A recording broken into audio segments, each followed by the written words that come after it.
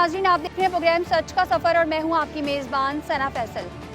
शहर कायद पाकिस्तान का दिल ही नहीं बल्कि माशी शहरक भी है, जिसकी वजह से मुल्क के दीगर शहरों से भी लोग यहाँ रोजगार के लिए आते हैं और ये एक माँ की तरह सबको अपनी आगोश में समेट लेता है। लेकिन अब इस मेहरबान शहर का साइबान कमजोर होने लगा है और इसकी वजह स्ट्रीट क्राइम की बढ़ती वारदातें हैं, जिनकी वजह से एक आम इंसान की जिंदगी अजीरन हो गई है। इस हवाले से हमने एक रिपोर्ट तैयार की है, आइए चलकर रिपोर्ट देखते हैं। साल 2023 अमन अमान के लिहाज से अवाम के लिए एक भयानक ख्वाब साबित हुआ और शहरियों की जानो माल के तहफ़्फ़ुज़ के हवाले से पुलिस के लिए भी बड़ा चैलेंज बना रहा।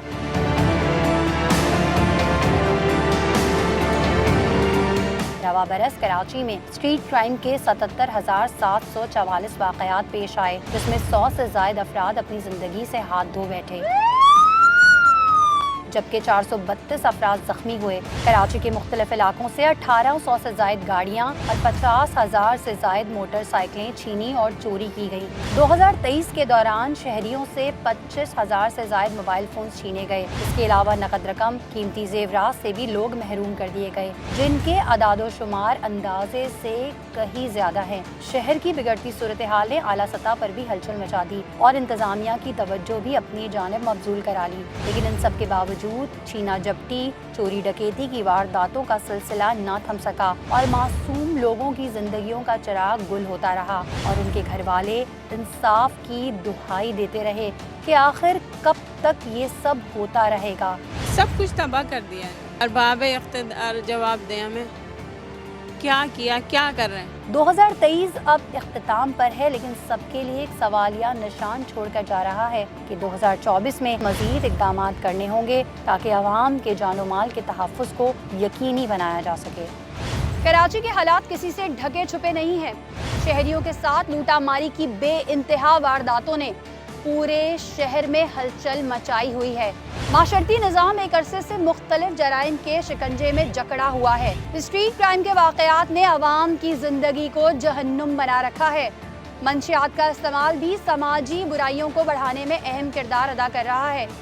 इन्हीं वजूहात की बिना पर बहुत से अलमिए जन्म ले रहे हैं, जिनसे कोई फर्द महफूज नहीं। ऐसी ही एक लूटा मारी की वारदात कराची गरीबाबाद अंडरपास के करीब पेश आई, जिसमें एक खातून प्रिंसिपल को अपनी जान से हाथ धोना पड़ा। इस वाक़ये की तफसीलात क्या हैं और किस तरह से ये अंधोनाक वाक़या पेश आया, आइए जानते हैं।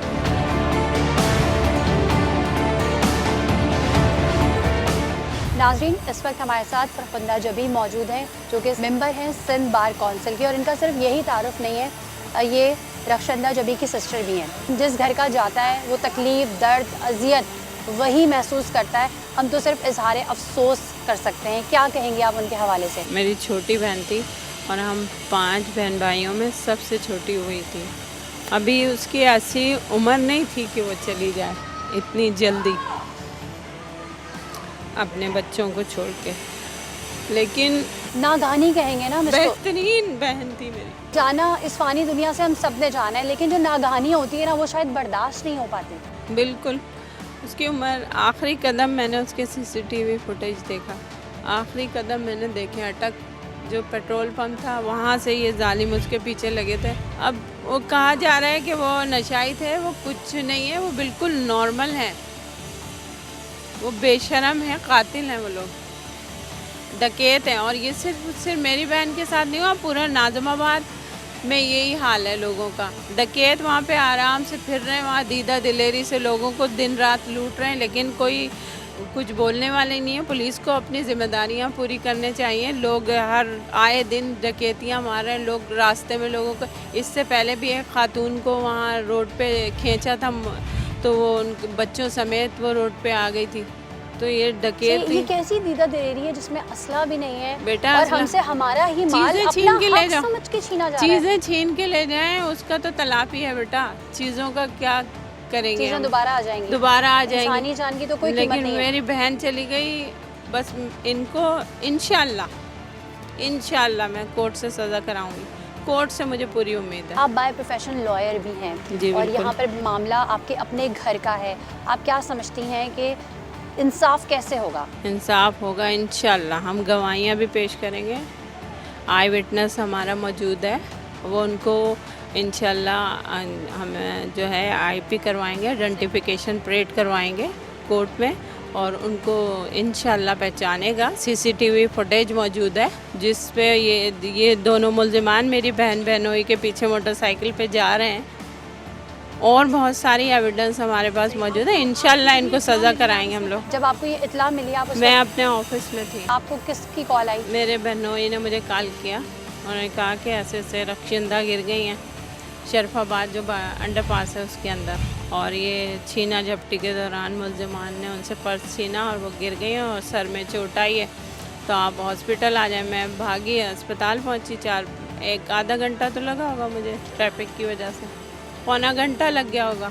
मैं वहाँ पहुंची तो मेरी बहन की हालत बहुत ख़राब थी, मेरी बहन बहुत तड़प रही थी तकलीफ आपने से। उनसे उस वक्त कोई बात की या वो? नहीं, वो बोल नहीं पाई। उनको वो मुझे महसूस अंदरूनी चोटें लगी थी, डॉक्टर ने क्या कहा?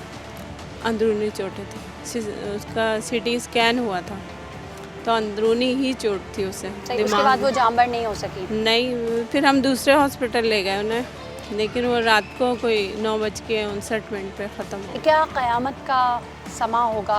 उनके बच्चे, उनके शौहर, पूरी एक हंसती खेलती फैमिली थी, पता नहीं क्या क्या ख्वाब सजाए हुए होंगे। हाँ, उसके बच्चों को क्या बनाना है, 2 बच्चे, क्या एक करना बेटी जो है वो सॉफ्टवेयर इंजीनियरिंग की, उसका सिर्फ 1.5 साल रह गया था, और बेटा उसका सर सैयद यूनिवर्सिटी में पढ़ता है। वो खुद भी दर्स और तदरीस के शोबे से वाबस्ता थी। बच्चे सब कुछ तबाह कर दिया है, हमारे घराने को तबाह कर जिस घर दिया। में माँ की चहकार घुमा करती थी, माँ की आवाज़ें आती थी, अब आज उस घर में वो अपनी माँ को कहाँ से ढूंढेंगे? और क्या जवाब क्या देंगे आप उन बच्चों को कि हम उन्हें तहफ़्फ़ुज़ भी नहीं दे सकते? ये तो अरबाब इख्तियार जवाब दें हमें, क्या किया, क्या कर रहे हैं।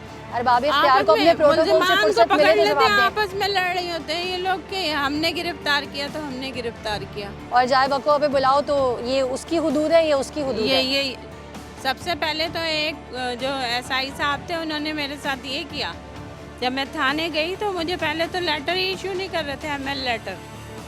वो तो मेरे बार काउंसिल के चेयरमैन साहब है, उन्होंने फ़ोन किया, उनके कहने पर ही इन्होंने मुझे इशू किया लेटर, बड़ी मुश्किलों से। पहले मौका मुआयना कराओ इनको, पुलिस वालों को, कि पहले हम इनके साथ जाएं, इनको मौका दिखाएं, जब तक एक फैमिली जो वैसी अज़ियत में वो इतने मराहिल से फिर कैसे गुजरेगी? लोग तो फिर पीछे हट जाते हैं ना। चाहिए ना, एमएल लेटर तो हमारा हक है ना। हमारा बंदा अगर ज़ख्मी भी हुआ है किसी भी सूरत में, तफ्तीश तो आप बाद में करोगे, हमें एमएल लेटर इशू करो। इन्होंने एमएल इशू करने में भी हमें तंग किया था। तो अब आप क्या चाहती हैं? अब मैं ये चाहती हूँ कि फेयर बिल्कुल इन्वेस्टिगेशन हो, और जो भी चालान इन्वेस्टिगेटिंग ऑफिसर है वो बिल्कुल ईमानदारी से इसका चालान इनका पेश करे। इनकी जेल कस्टडी होगी इंशाल्लाह इनकी जमानतें भी नहीं होने दूंगी। एहतसाब होना चाहिए इंशाल्लाह होगा एहतसाब। मेरी बहन का ऐसे अनहर्ड नहीं जाएगी। मेरी बहन बेकसूर थी, शहीद हुई है मेरी बहन, नागहानी गई है दुनिया से। इनको सज़ा इंशाल्लाह मिलेगी बेटा, देखोगे तुम लोग।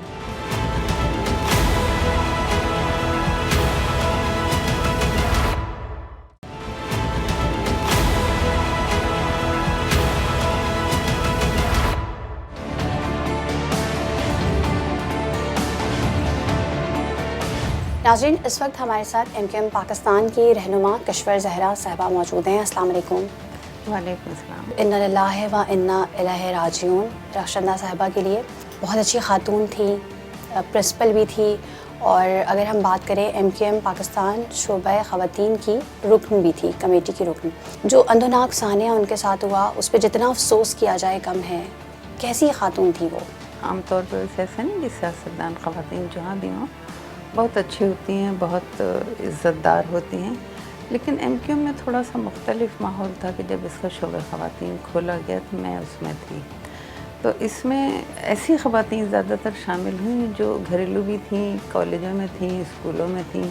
APMSO का आपने नाम सुना होगा, और पाकिस्तान जो है, तो ये हमारी जितनी भी ख़वातीन, बल्कि जो आज तक आगे तरक्की करते हुए मैंने MPA भी बनी, वो ज़्यादातर बाय प्रोफेशन क्योंकि जो MQM की उम्र है उससे आप अंदाज़ा लगा लेंगे कि ख़ानदानी सियासत नहीं थी यहाँ पर। क्योंकि ख़ानदानी सियासत नहीं थी तो इसलिए घरों से निकल के औरतें आई थी, लेकिन पढ़ी लिखी थी। तो रखशिंदा भी बेइंतहा ज़हीन थी, मेहनती थी, पढ़ी लिखी थी। आप जब इस सब्जेक्ट पर बात कर रही हो तो मुझे खुशी भी है और दुख भी है। बहुत दुख है कि हमने सोशल वर्क बहुत किया इस पार्टी में रहते हुए, और सोशल वर्क में वुमेन एम्पावरमेंट पे भी काम किया, लेकिन आप यकीन कीजिए कि वुमेन एम्पावरमेंट के लिए हमें अपनी पार्टी की औरतों पे, पार्टी के लोगों पे काम नहीं करना था। हमने उनके लिए ज़रूर किया कि जो वडेरा शाही से या जागीरदाराना निज़ाम की वजह से कुचली गई हैं, लेकिन हमारी कम्युनिटी में, हमारे लोगों में ऐसी ख़वातीन नहीं थी। ज़्यादातर मिडिल क्लास तो थी, लेकिन पढ़ी लिखी थी, स्कूल कॉलेज और उससे फिर आगे की तरफ बढ़ रही थी। इसी तरह से आपको भी अंदाज़ा होगा कि ये प्रिंसिपल थी, और जिस वक्त ये हादसा हुआ है उससे कुछ रोज़ पहले इनका कुछ ग्रेड भी बढ़ाया गया था।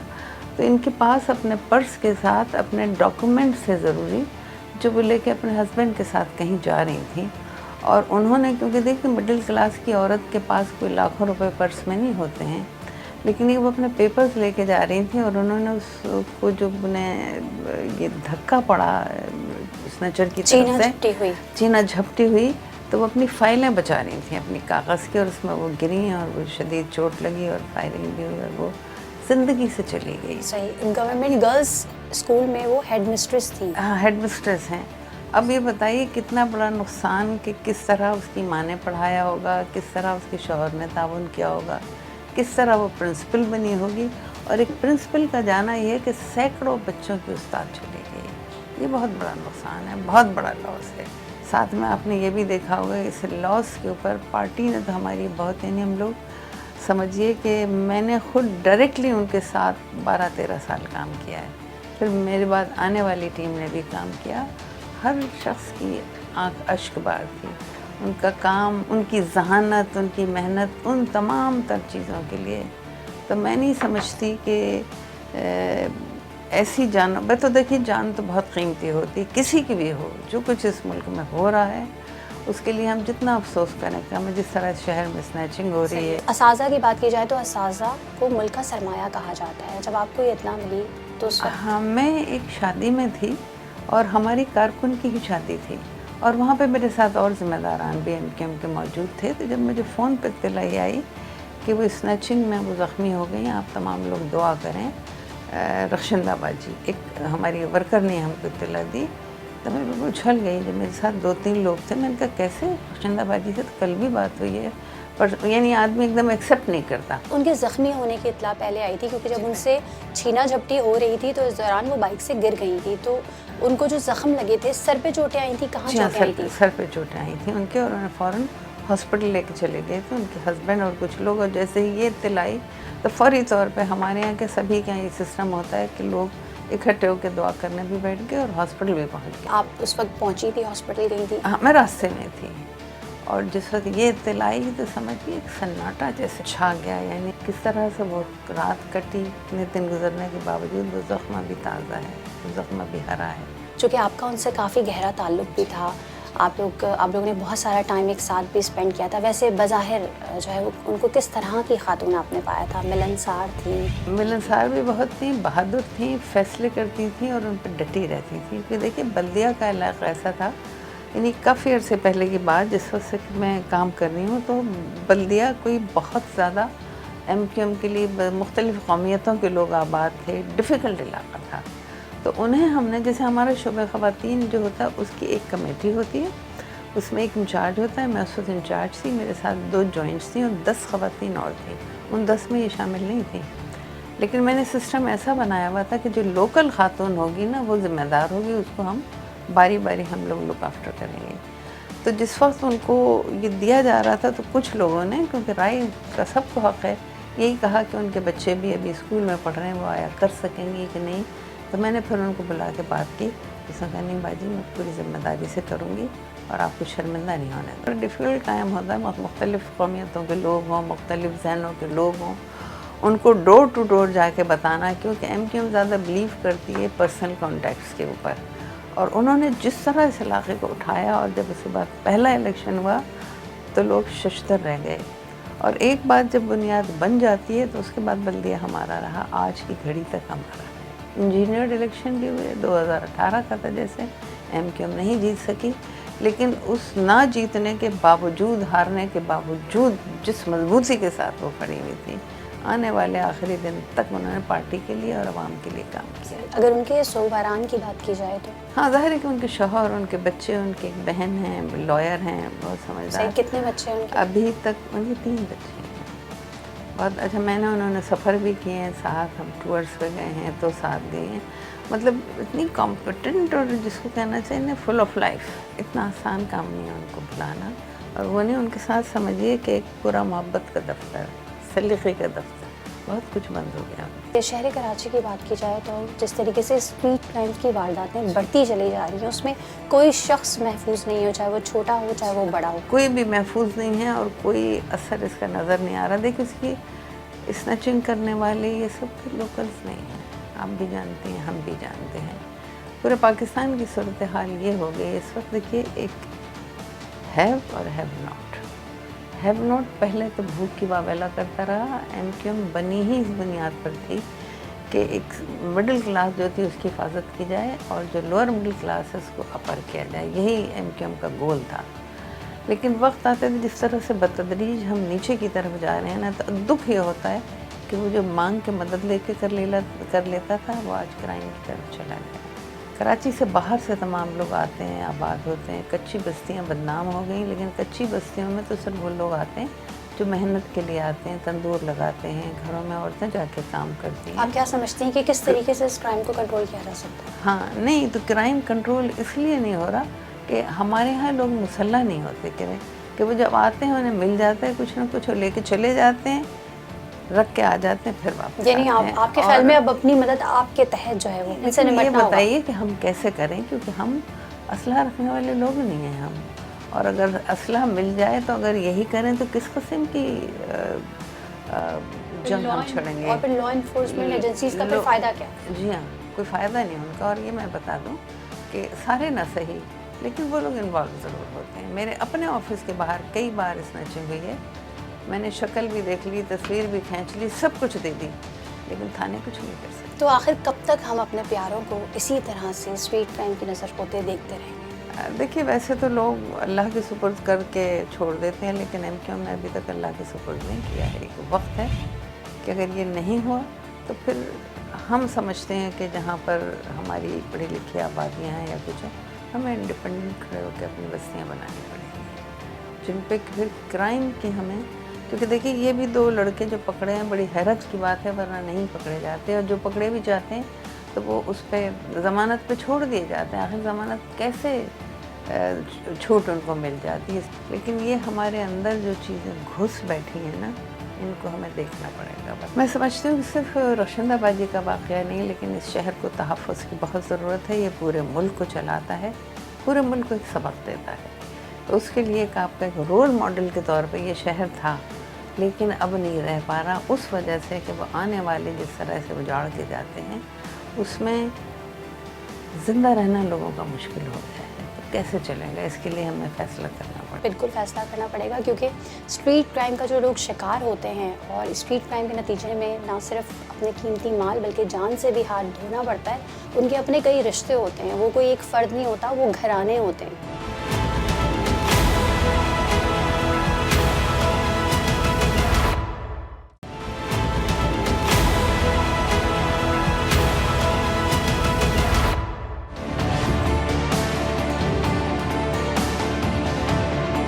कराची में स्ट्रीट क्राइम्स की वारदात में खौफनाक हद तक इजाफा हो गया है। असला बरदार दहशत गर्दों की तरह हर तरफ दंदनाते फिर रहे हैं। ये सफाक मुल्जिमान अपने मकसद के लिए किसी भी शहरी की जान लेने से गुरेज नहीं करते। लोग अपने घरों की दहलीज पर भी महफूज नहीं रहे हैं। घरों से बाहर निकलना गोया मौत को गले लगाने के मुतरादिफ है। ये जालिम लुटेरे सिर्फ दुनियावी माल और जर के लिए इंसानी जानों का लहू बेदरीग बहा रहे हैं और इंतजामिया के लिए एक सवालिया निशान छोड़ रहे हैं कि आखिर कब तक शहरी जानी और माली नुकसान सहते रहेंगे? आखिर कब तक हंसते मुस्कुराते घर मातम कदा बनते रहेंगे? कोई अपनी माँ से तो कोई जवान बेटों से तो कोई अपने बाप से, आखिर कब तक जुदाई बर्दाश्त करेगा और घरों के चिराग बुझते रहेंगे। नाज़रीन, इस वक्त हम शरीफाबाद थाने में मौजूद हैं और शीना जप्टी की जो अफसोसनाक वारदात पेश आई है, जिसमें MQM पाकिस्तान शोबा ख़वातीन कमेटी की जो रुकन है रक्षंदा, वो अपनी जान से हाथ धो बैठी हैं। उनके मुजरिमान पकड़े गए हैं। आइए अंदर चलते हैं। क्या नाम है आपका? मेरा मैम अदनान नाम है। सही। अदनान, क्या उम्र है आपकी? मेरी उम्र 23 में। कितने साल से आप नशा कर रहे हैं? 5 साल से कर रहा हूँ। तो 5 साल से नशा कर रहे हैं। इस नशे की लत को पूरी करने के लिए सबसे पहले आपने कौन सा क्राइम किया? आज तक कोई क्राइम नहीं किया, ये पहला था। सही है। चले, छोटी मोटी चोरियाँ? छोटी मोटी भी नहीं की इस तरह, हम लोग घर से ले लेते थे, लेकिन उस दिन ना हम लोग सही है। अच्छा, घर से ले लेते। घर से क्या चोरी किया? घर से तो आज तक मतलब कोई चीज़ चोरी तो नहीं की, पूछ के पेश है सर। सही है। तो आपके घर में कौन कौन है? मेरे घर में मेरी मदर है। वो क्या काम करती हैं? वो छोटी मोटी ज्वेलरी की कारखाने में काम करती हैं। तो जाहिर सी बात है, जब छोटा मोटा काम करती हैं। और घर में कितने लोग हैं जो कमाने वाले हैं और कितने खाने वाले हैं? हम लोग 2 खाने वाले हैं और 1 कमाने वाले हैं। 3 खाने वाले हैं, 1 कमाने वाला है। तो यकीनी तौर पे वालदा का इतना ज़्यादा अर्निंग तो नहीं होती होगी कि आप? नहीं मैम, नहीं। कितना कमाती थी वो? 8,500 तक मुझे हो जाता है। किराए का घर है आपका? जी मैम। तो फिर किराया भी भरना होता होगा? जी मैम। बिजली का बिल? जी मैम। गैस का बिल? जी मैम। तो ये सब कैसे एक वालदा की तनख्वाह में पूरा होगा? ये अब ना पेंशन भी आती है। अब सही वो है। गवर्नमेंट जॉब नहीं करते थे, जहाँ करते थे उनकी दोस्त की है। आपका क्या नाम है? मोहम्मद असलान। सही है। आप इनके छोटे भाई हैं? जी जी मैम। क्या उम्र है आपकी? मेरी 20 साल उम्र है। पढ़ा है आपने? जी मैम। कहाँ तक पढ़ा है? मैंने 9 पास की है। 9 पास किए, यानी स्कूल जाते थे आप? जी जी। तो फिर उसके बाद बड़ा भाई नशे की लत में पड़ा, उसने आपको इन्वॉल्व किया अपने नहीं, साथ नहीं। या आप दोनों एक साथ? नहीं सर, नहीं नहीं, ये नहीं हुआ था। मैं पढ़ा था पहले। सही है। मैं जॉब वॉब सब करता था, सब कुछ क्या करता जॉब था। करते थे आप? मैं मेडिसिन में जॉब करता था मैम, सही। ऑपरेटर था मशीन का। कितना कमा लेते थे? थोड़ा बहुत ही कमा लेता था, बस एडजस्ट हो जाता था सब कुछ करके। तो इस लत में किसने डाला आपको? ये लत मुझे दोस्त जो थे ना, गैदरिंग थी, उसमें मैंने बैठ के पिया था बस एक दफा। क्या पिया था? सबसे पहले तो सिगरेट यही से स्टार्ट पिया किया था, होगा? यही पिया था क्रिस्टल। क्रिस्टल पिया? जी। फिर इसको पीने के बाद कैसा महसूस हुआ? जैसे ही पिया ना मैं, तो बिल्कुल डाउन हो गए थे। अब जो पीते ना, अब डाउन नहीं होता, बिल्कुल दवाई की तरह बन गया। पहले जब पिया था मैं बिल्कुल डाउन हो गए थे। तो डाउन हो गए थे, तो उसके बाद दोबारा इसकी तलब हुई? वो ये दोस्त जो थे वो फ्री में पिलाते थे या आपको बोलते थे पैसे लेकर आओ? नहीं, शुरू में तो मैं अपने पास से कर लेता, जॉब वॉब करता था। ये मैं जब तो 3 साल तक जॉब करी है, तो थोड़ा बहुत पीता रहा। सही है। आपने शुरू किया, इनको कैसे लगा आपके भाई ये को? साथी थे ना मेरे, थे हम दोनों साथी बचपन से, मतलब। फिर आपने कहा कि भाई भी नशा करने लगा। ये एक दिन में एक कोई पुड़िया लेते थे आप या क्या लेते थे, और कितने की आती थी? एक ही थैली लेते थे, उसमें गुजारा कर लेते थे जितनी हमारी सही। वो रेंज एक होती। थैली कितने की आती थी? सर पहले जो आती थी ना 450 की आती थी, अब जैसा बल्कि 500 रुपये बढ़ने लगे। 500 रुपये, यानी कि महीने के 15,000 रुपये आप कैसे कलेक्ट करते थे? मैम थोड़े घर वाले से ले लेते, थोड़े हम कर लेते थे, हो जाता था। वो जो अब हम आगे कर हालात लेते खराब थे ना, वो क्या करते थे ये बताएं? वो जैसे मेरे पास होते थे, जैसे थोड़े बहुत वो अम्मी कहाँ से से ले लिए, होते चाचू थे? से ले कहाँ लिए। से होते थे? जैसे हमने अम्मी से लिए और थोड़े चाचू से लिए, इस तरह हम लोग जमा करते थे। अच्छा। और कभी क्राइम नहीं किया कोई, ना चीन बाहर कुछ भी नहीं किया कभी। तो फिर अचानक से कैसे ख्याल आया कि मैं बस मैम उस दिन हमसे गलती हो गई, कुछ समझ नहीं आया और हमने कुछ सोच कुछ पक्का करके नहीं किया ये बस गलती से, और जब कर दिए तो हमें भी नहीं पता था कि हमने किया क्या है। अक्सर सुनते थे स्ट्रीट क्राइम की वारदातें होती हैं, लोग जी, छीन या जी। झपट्टी करके चले जाते, क्या सुनते थे आप? जी मैम, हमने ये बहुत सुना है। क्या सुना लेकिन है? मैम हमने हमारे साथ जो हुआ, हमने ये इसका कभी भी सोचा नहीं था।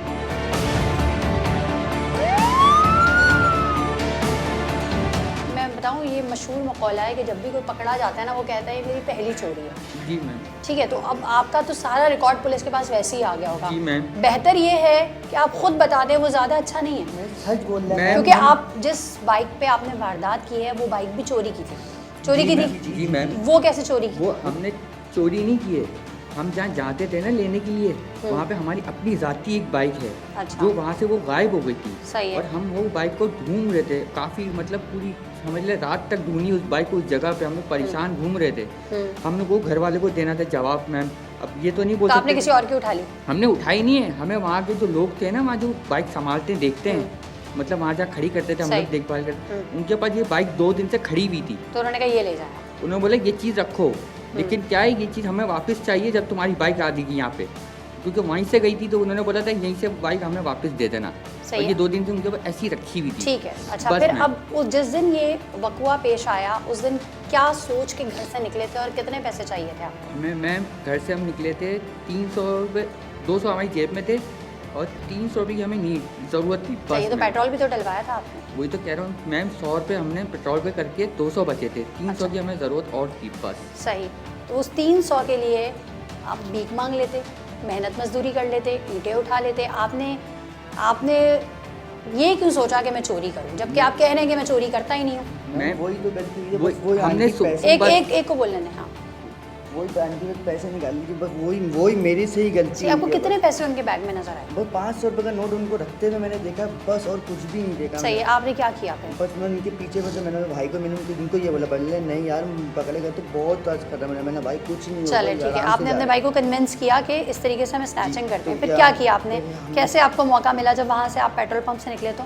यही तो मैम जैसे ही हम निकले ना नीचे, ये हम तो पेट्रोल लगे खड़े हो गए साइड पे।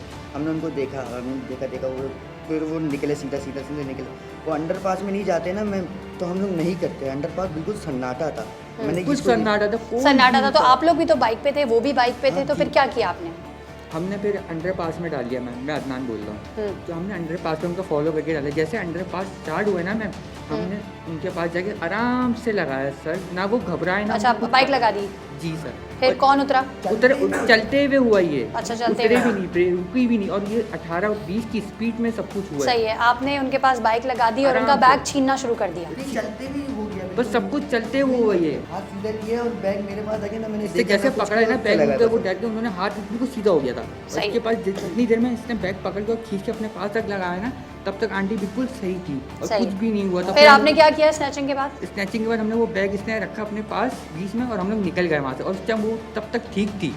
सही है, उसके बाद आप हमने- निकल गए, उसके बाद क्या किया आपने? उसके बाद मैम हमने ना पीछे पलट के देखा ना कुछ, क्योंकि हम लोग बहुत टेंशन गबरी में थे। सही है, तो कितने फिर हम- पैसे निकले उसमें से? उसमें से मैम 7,000 रुपये बड़े, मतलब 1,000 के नोट, एक 5 का नोट था, और एक जो थे ना खुले पैसे मिला के 1,000 रुपये कर लें तो पूरे 8,000 हो जाएंगे वो। सही है, और ठीक है, उसमें और उनके एक कुछ मोबाइल था कागजात भी बस। थे, डॉक्यूमेंट्स भी थे। मैम उस टाइम हम लोग घबरी में इतने थे कि हमने इतना पूरा बैग चेक कहाँ किया। फेंका फिर वो बैग वो आपने? हमने सर वहाँ पे हम लोग जहाँ मुड़े थे ना, वहाँ पे गटर नाला था, वहीं पे ऊपर ही फेंक के हम सही, उन चले गए। पैसों से क्या किया फिर आपने? उन पैसों से हमने ये किया कि मैम हमने अपने लिए वो ड्रग भी ली और उसकी मेडिसिन भी ली।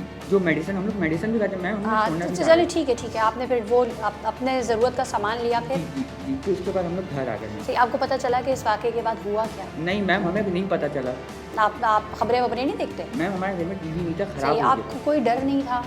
डर कि- बहुत था हमें डर किस चीज़ का था? कि क्या किया हमने, क्यों किया, हम लोग सो नहीं पा रहे थे मैम। हम लोग एक हफ्ते से ठीक से नहीं थे हम लोग घर पे। आपको पता है वो खातून इस छीना झपटी में गिर गई, जी इंतकाल हो गया उनका। मैम, किसी हमें- की माँ थी, किसी की बेटी बहुत थी, दुख हो किसी रहा की है, बीवी मैम। थी, किसी की बहुत बहन दुख। थी। एक पूरा घराना जो है वो इस वक्त अभी गम की कैफियत में है।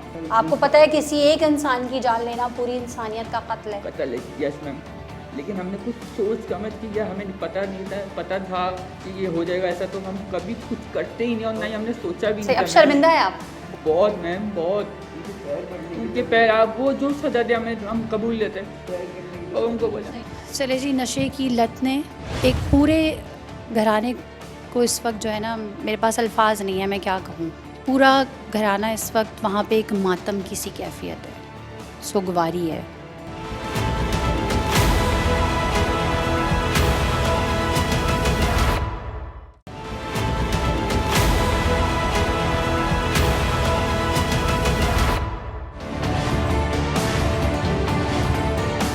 नाज़रीन, इस वक्त हम शरीफाबाद थाने में मौजूद हैं और हमारे साथ SHO जमीलुर रहमान अब्बासी साहब मौजूद हैं। अस्सलाम वालेकुम, आपके टाइम का बहुत शुक्रिया।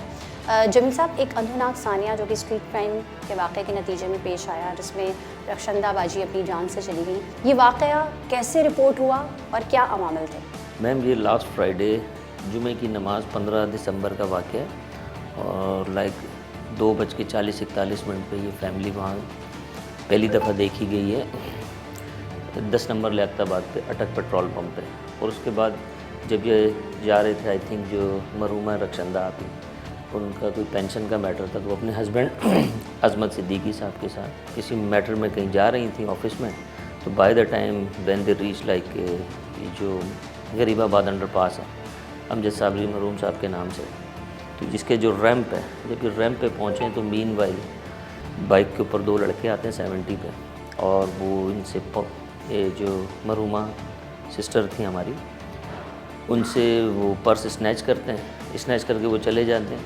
तो मीनवाइल इनकी बाइक जो है स्लिप हुई है या डिसबैलेंस हुई है, जिसकी वजह से वो गिर जाती है। स्नैचिंग के दौरान, छीना झपटी के दौरान वो तवाज़ुन बरकरार नहीं रख सकी। देखिए मैम, ये इसी तरह की बात है, लाइक पूरे इंसिडेंट के जो सिंगल आई विटनेस हैं वो उनके हस्बैंड अजमत सिद्दीकी साहब, और वो हमारे लिए बहुत अहम है, यानी जो जेन्युइन आई विटनेस है। ऑल्दो कि जो ये इंसिडेंट हुआ है वो इसी तरह ही है कि स्नैच हुआ, स्नैचिंग के दौरान ही जो है उनकी बाइक डिसबैलेंस हुई, जिसकी वजह से वो गिर गई, जो उनका पॉइंट ऑफ व्यू था अजमत सिद्दीकी साहब का। और बीइंग अ पुलिस ऑफिसर, हम सबसे पहले जो आई विटनेस होता है वो हमारे लिए सबसे अहम होता है। किसी भी केस की या किसी भी इंसिडेंट की जो बुनियाद है उसकी स्टेटमेंट पे होती है, चाहे वो स्टेटमेंट हमें दे या अदालत में दे। तो उनके मुताबिक इसी तरह स्नैच हुआ है, फिर वो बाइक से गिर गई हैं। वो गिरी तो उन्हें चोट कहाँ लगी? वो उनके हेड इंजरी आई थी, बैक हेड इंजरी। तो उसके बाद उनकी फैमिली उनको पहले उस्मान मेमोरियल हॉस्पिटल ले गई। मीनवाइल उन्होंने 15 कॉल तो आई थिंक नहीं की।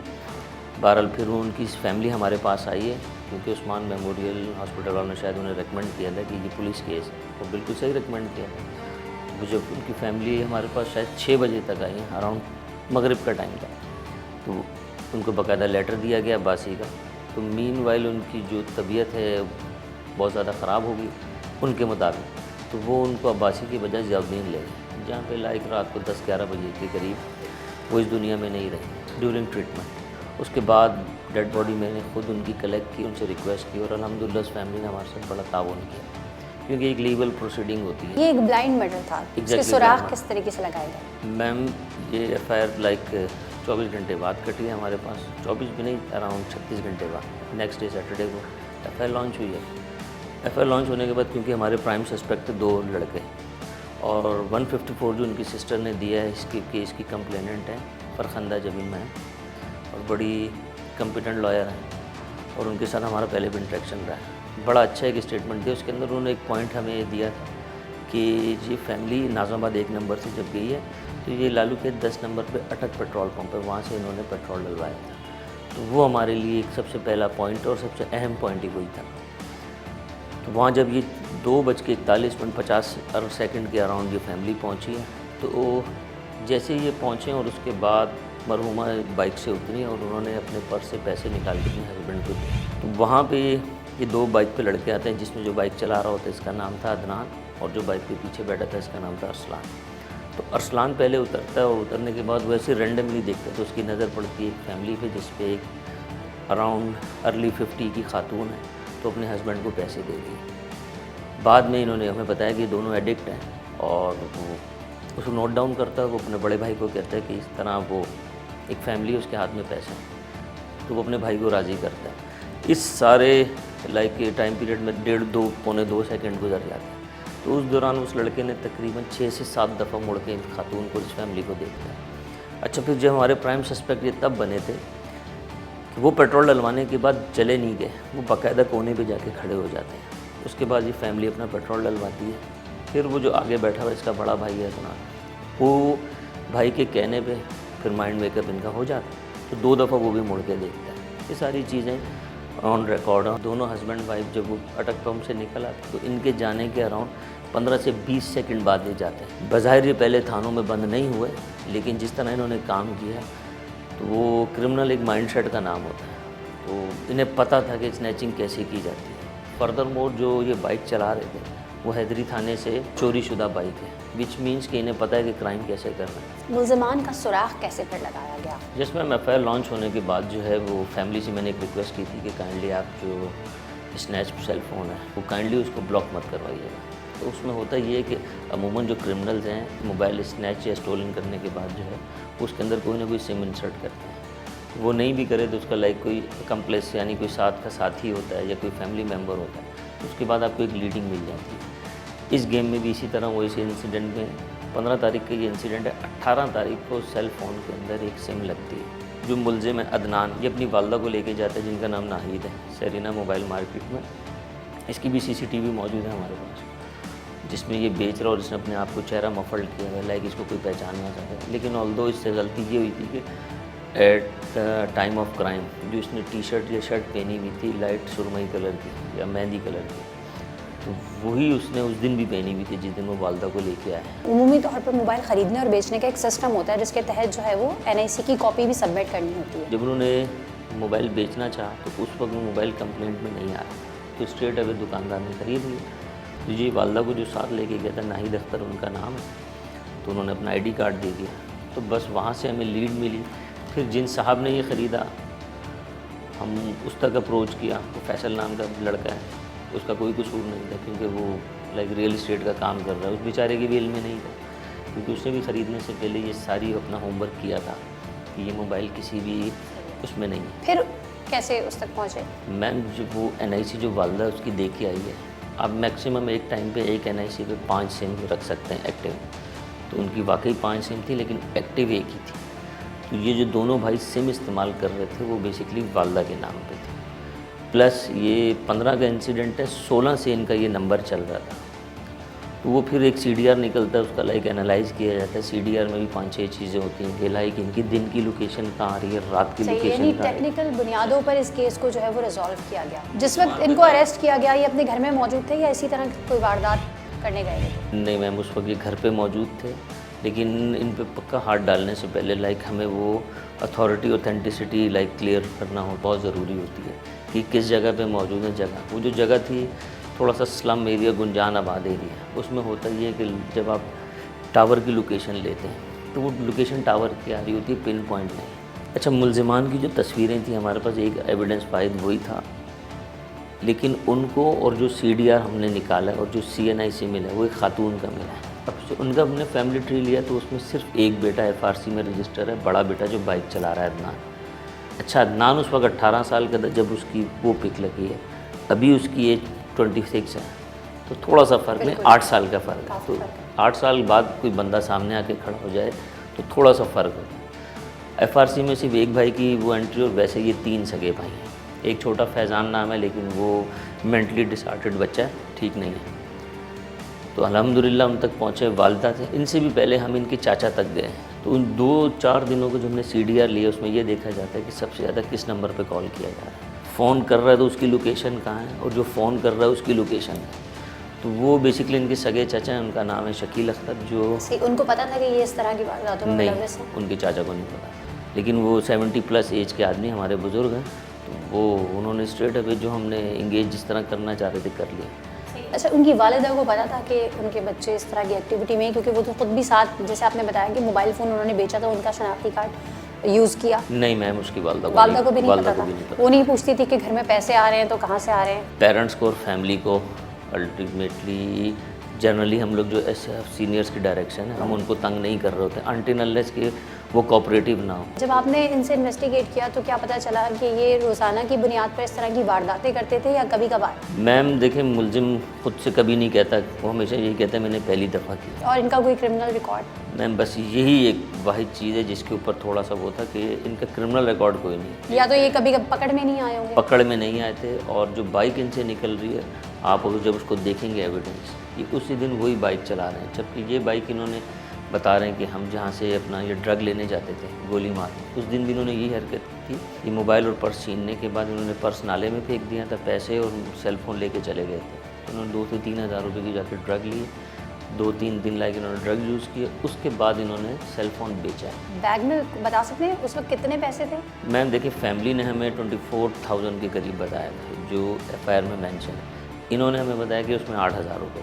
सिर्फ चंद पैसों के लिए किसी की जान चली जाना। काश के ये जो शैतानी सिफ्त के लोग हैं अगर ये इस चीज़ को समझ सकें कि आपकी एक छोटी सी हरकत जो है वो किसी फैमिली, किसी मर्द, किसी औरत के लिए सारी ज़िंदगी का वो होता है। क्योंकि मैंने आपसे कहा था मैं उसकी फैमिली को गया हूँ, इनफैक्ट उस बच्ची से मिला हूँ जिसकी वो वालदा थी, उसके बेटे से मैं मिला हूँ। और ना जाने और कितनी फैमिलीज़ होंगी जिनको इसी तरीके से इसने डराया धमकाया होगा और उनसे छीना झपटी की होगी। कहते हैं जुर्म कभी छुपता नहीं है, कभी ना कभी सामने आ ही जाता है। ये कोई भी इंडिविजुअल काम नहीं होता, ये एक टीम वर्क होता है। जस्ट लाइक जिस तरह मीडिया अपना किरदार अदा करता है किसी भी सोसाइटी के अंदर पॉजिटिव्स को आगे लाने के लिए, इसमें हमारे चीफ PLC के दोस्त भी शामिल थे और कुछ हमारे अपने थाने के लोग थे। जो एक टीम बनाई जाती है किसी भी असाइनमेंट को अकम्प्लिश करने के लिए, जस्ट लाइक जिस तरह भी आप लोग टीम गेम में काम, तो बिल्कुल सामने में SHO मौजूद हो, लेकिन ये लेकिन मेरा एक टीम वर्क है। टोटल टीम वर्क है। और हमारे अफसरान की स्पेशल डायरेक्शन, एसएसपी साहब फैसल चाचड़ साहब, वो गाय बगाए एक दिन में 4 से 5 दफ़ा बाकायदा इसका फॉलोअप लेते थे, एक एक चीज़ उनकी नॉलेज में। इस वाक़े के मुजरिम पुलिस की तहवील में है। तहकीकात से ये बात साबित हुई है कि पकड़े जाने वाले दोनों मुजरिमान सगे भाई हैं और नशे की लत को पूरा करने के लिए ये जुर्म किया गया। ये केस तमाम तर काविशों से हल भी हो गया, लेकिन एक बेगुनाह खातून अपनी जिंदगी की बाजी हार गई। हर फर्द का बुनियादी हक है कि उसकी जिंदगी को तहफ़्फ़ुज़ हासिल हो और ये तहफ़्फ़ुज़ात फराहम करना रियासत की जिम्मेदारी है ताकि अमनो सुकून की फ़िज़ा कायम हो। कोई भी शख्स घर से बाहर जाते हुए किसी डरो खौफ का शिकार ना हो। लेकिन बढ़ते जराइम और माशरती बेराहरवी ने बहुत से सवालात उठा दिए हैं कि हमारा माशरा किस जानिब गामजन है, जिसकी वजह से मुल्क में लॉ एंड ऑर्डर की सूरत हाल दिन ब दिन अबतर होती जा रही है और किसी की जिंदगी महफूज नहीं। अब जरूरत इस अमर की है कि किसी अफसोसनाक वाक़या होने से पहले ही उसे रोका जाए और ये फर्ज आला इंतजामिया और इदारों को फर्ज शनासी से अदा करना होगा। अगर आपके इर्द गिर्द मसले मसाइल हैं और आप चाहते हैं कि सच के सफ़र में हम आपकी आवाज़ बने, तो स्क्रीन पे दिए गए नंबर्स पर राब्ता कर सकते हैं। इस यकीन के साथ अपनी मेज़बान सना फैसल को इजाज़त दें कि सच के सफ़र में आप हमारे साथ हैं। अल्लाह हाफ़िज़।